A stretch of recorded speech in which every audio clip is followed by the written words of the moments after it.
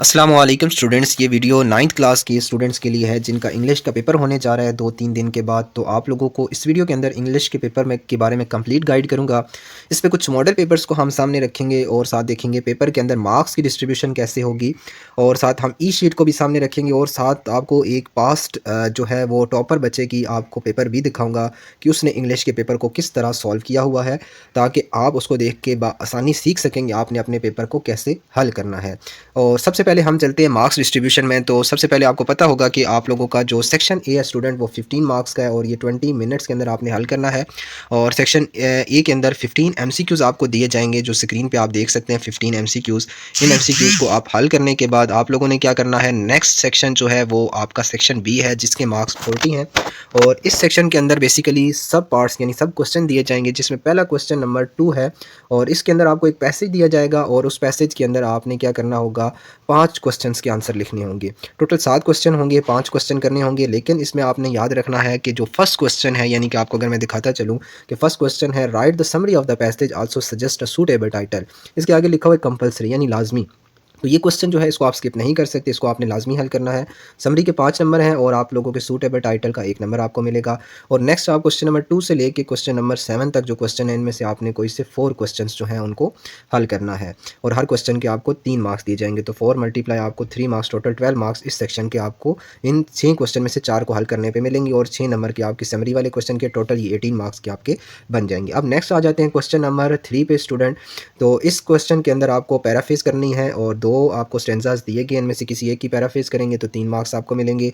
Next question number इसी 3 का B part है जिसमें आप लोगों को 2 स्टेंजास दिए जाएंगे। इन दोनों स्टेंजास में से किसी एक स्टेंजास के साथ जो लिंक्ड एफिलेटेड क्वेश्चन है उन क्वेश्चंस को आपने हल करना है। यानी ये फर्स्ट स्टेंजा जो दिया हुआ है इसके साथ ये टोटल 5 क्वेश्चन दिए गए हैं, 5 के 5 क्वेश्चन को अगर आप हल करेंगे तो आपको 6 मार्क्स इसके मिलेंगे। अब इसमें ये नहीं है कि आप 2 क्वेश्चन इस स्टेंजास के साथ हल करें और 3 उसमें से हल कर लें, तो ऐसा करेंगे तो आपको मार्क्स नहीं दिए जाएंगे। क्वेश्चन नंबर 4 पे आ जाते हैं जिसमें आप लोगों ने पैसे वाइज करने हैं 6-5 नंबर के। ये आपने फिल इन द ब्लैंक्स जो साथ दी गई हैं इनको फिलअप करना है। उसके बाद नेक्स्ट क्वेश्चन इसी 4 का जो बी पार्ट है ये भी 5 नंबर का है, जिसमें लिखा हुआ change the underline verb of the following sentences as directed in the bracket. जो आपने इन अंडरलाइन आपको डायरेक्टेड वर्ब्स दिए गए हैं इनको आपने क्या करना है, चेंज करना है। ठीक है, और उसके बाद आप लोगों ने जैसे बताया कि उसके अकॉर्डिंग चेंज करना है। नेक्स्ट आपने अगला क्वेश्चन जो है punctuate the following para lines, in lines को पंक्चुएशन करनी है। ये मुफ्त के मार्क्स हैं स्टूडेंट, तो इसकी कंप्लीट प्रैक्टिस करनी है। ठीक है, और ताकि आप पंक्चुएशन को अच्छे से पेपर के अंदर हल करके आ सकें और इसके 3 नंबर आपको बआसानी मिल जाएंगे। सेक्शन सी पे आ जाते हैं। सेक्शन सी जो है टोटल 20 मार्क्स का है और इस सेक्शन के अंदर स्टूडेंट्स जो याद रखना है, सबसे पहला क्वेश्चन जो आप लोगों ने हल करना है वो है ईमेल और एप्लीकेशन। इन दोनों में चॉइस है, आप या ईमेल लिखेंगे या एप्लीकेशन। लास्ट टाइम जो ईमेल आई हुई थी वो फॉरेन फ्रेंड यानी आपने एक बाहर के दोस्त को बताना था कि पाकिस्तान के अंदर अट्रैक्टिव टूरिस्ट पॉइंट कौन से हैं, और आपने दूसरी एप्लीकेशन प्रिंसिपल के नाम थी जिसमें फ़ी कंसेशन के बारे में बताना था विद लॉजिकल रीज़न से मुराद, यानी एक बेहतर रीज़न होनी चाहिए आपकी फ़ी माफ़ी की।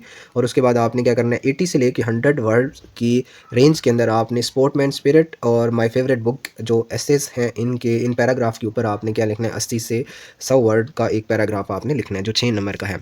उसके बाद नेक्स्ट क्वेश्चन 7 आप देख सकते हैं। क्वेश्चन नंबर 7 जो है इसमें आपने आपको 2 चॉइस दी गई हैं। सबसे पहला कि आप या तो इस पैसेज की ट्रांसलेशन करें या आप डायलॉग लिखें। डायलॉग जो आया हुआ है वो 2 फ्रेंड जो आपस में वन व्हीलिंग को डिस्कस कर रहे हैं उस पे आपने डायलॉग लिखना है। Minimum 6 set of effective communication, यानी 6 इफेक्टिव कम्युनिकेशन के सेट्स हों। सेट से मुराद कि एक बच्चा कम्युनिकेट कर रहा है तो दूसरा जब स्टूडेंट कम्युनिकेट करेगा तो ये एक सेट हो जाएगा। तो इस तरह के 6 सेट्स आपके मिनिमम होने चाहिए। इससे ज़्यादा हो सकते हैं लेकिन इससे कम करेंगे तो मार्क्स आपके डिटेक्ट होंगे। अब उसके बाद नेक्स्ट हम चले जाते हैं ई शीट के ऊपर कि आप लोगों को ई शीट के ऊपर इस पेपर को कैसे हल करना है। साथ फिर आपको मैं दिखाऊंगा कि आप लोगों के जो पास्ट जो आप लोगों के बच्चे टॉपर बच्चे थे उनकी इंग्लिश के पेपर किस तरह हल हुए हुए थे। तो यहाँ ई शीट आपको मैं इसकी दिखाता चलूँ।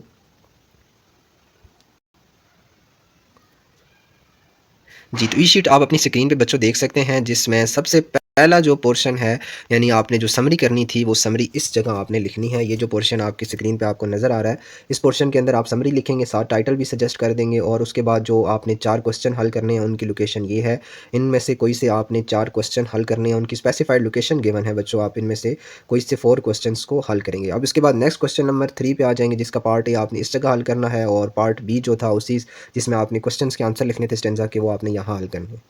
उसके बाद नेक्स्ट आ जाते हैं क्वेश्चन नंबर 4 का जो ए पोर्शन था वो आपने इस जगह हल करना है, और जिसमें आपने वो पैसिव वॉइस वाला बताना था, इसमें आपने वर्ब्स वाला क्वेश्चन हल करना था। नेक्स्ट आप लोग 4 का सी जो ऑप्शन है वो आप यहाँ हल करेंगे। नेक्स्ट उसके बाद आप लोग क्या करेंगे, सेक्शन सी पे आ जाएंगे, जिसमें पहला ईमेल या जो आपके पास एप्लीकेशन थी वो सेक्शन सी के क्वेश्चन नंबर 5 था, उसको आप इस जगह हल करेंगे। अब इन चीज़ों को बड़े गौर से लिखना है ताकि आप लोगों के क्वेश्चन जो हैं उसकी प्लेसिंग जो है वो गलत ना हो जाए। अब नेक्स्ट आपको स्टूडेंट्स दिखा देता हूँ कि जो पास्ट बच्चों के पेपर थे वो आपके किस तरह के थे, उनका इंग्लिश का पेपर। तो यहाँ आप एक बच्चे का पेपर देख सकते हैं जिसने टॉप पे पहले टाइटल लिखा है, सिलेक्टिंग द राइट कैरियर। चलें ये 10th का पेपर है या 9th का, आप इसको रहने दें। बेसिकली आप उसका टेम्पटेशन का मेथड देखें जो आप फोकस करें।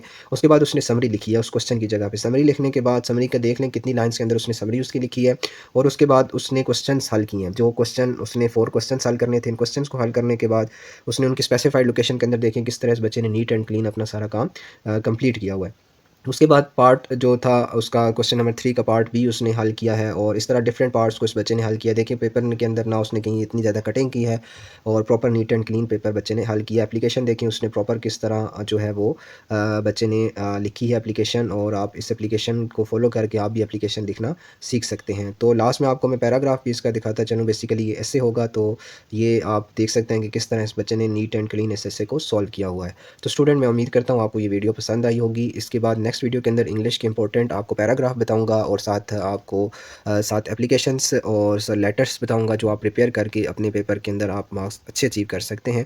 उसके लिए चैनल को ज़रूर सब्सक्राइब करिएगा, बेल के निशान पर क्लिक करिएगा ताकि तमाम अपडेट्स मेरे चैनल पर आपको बआसानी नोटिफिकेशन के ज़रिए मिलती रहा करें।